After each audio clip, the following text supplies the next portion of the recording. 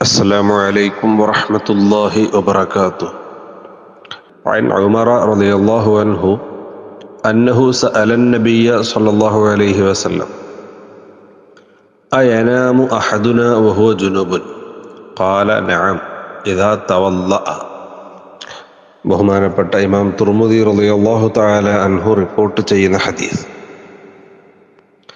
ഉമർ റളിയല്ലാഹു തആല അൻഹുവിൽ നിന്ന് നിവേദനം, അന്നഹു സഅലൻ നബിയ സല്ലല്ലാഹു അലൈഹി വസല്ലം, നിശ്ചയം ഉമർ റളിയല്ലാഹു തആല അൻഹു നബി സല്ലല്ലാഹു അലൈഹി വസല്ലമ തങ്ങളോട് ചോദിച്ചു, അയനാമു അഹദുന വഹുവ ജുനുബുൻ, ഞങ്ങളിൽ ഓരോരുത്തർക്കും ഉറങ്ങാൻ പറ്റുമോ, ഉറങ്ങാമോ, വഹുവ ജുനുബുൻ, അവൻ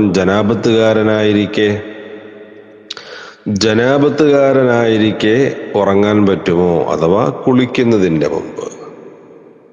ജനാബത്തുകാരനായി കുളിക്കുന്നതിൻ്റെ മുമ്പ് ഉറങ്ങാൻ പറ്റുമോ? ഖാല, നബി സല്ലല്ലാഹു അലൈഹി വസല്ലം തങ്ങൾ പറഞ്ഞു, നഅം, അതെ, ഉറങ്ങാം, ഒരു വിരോധവുമില്ല. പക്ഷെ ഇദാ തവല്ലഅ, വുളു എടുത്താൽ, അത് അതിൻ്റെ അദബാണ്. വുളു എടുത്തുകൊണ്ട് ഉറങ്ങുക. ജനാബത്തുകാരനായാൽ ഉറങ്ങണമെങ്കിൽ കുളിക്കണമെന്ന് നിർബന്ധമില്ല.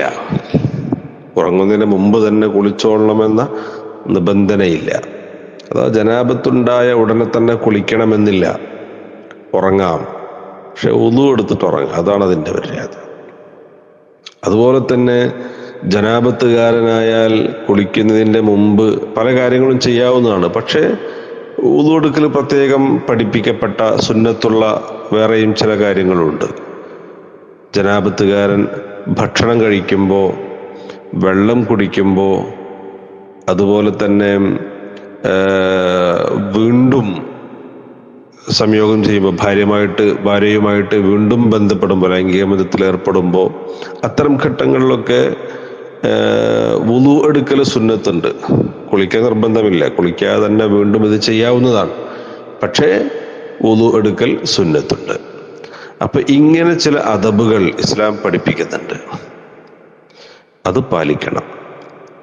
ചില നിർബന്ധമായ കാര്യങ്ങൾ ഇസ്ലാം പഠിപ്പിക്കുന്നുണ്ട്, അത് നിർബന്ധമായി നാം ജീവിതത്തിൽ പാലിക്കണം. എന്നാൽ നിർബന്ധമില്ലാത്ത, എന്നാൽ സുന്നത്തായി പഠിപ്പിക്കപ്പെടുന്ന ഇത്തരം മര്യാദകൾ, അത് ജീവിതത്തിൽ നാം പാലിക്കണം. അല്ലാഹു തആല അത്തരത്തിൽ എല്ലാ സൽക്കർമ്മങ്ങളും നന്മകളും ജീവിതത്തിൽ പകർത്താൻ നമുക്ക് തൗഫീഖ് നൽകുമാറാവട്ടെ.